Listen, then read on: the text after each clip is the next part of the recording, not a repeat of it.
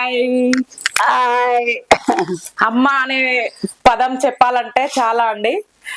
మా ప్రతి దాంట్లో మా అమ్మ ఉందండి. ఎందుకు అంటే ఆ మేము చిన్నగా ఉన్నప్పటి నుంచి కూడా ఆమె ప్రపంచం అంటూ ఏమీ లేదండి. మా నాన్న మేము అంతే తప్ప ఇంకొక ప్రపంచం లేదు ఆమెకి.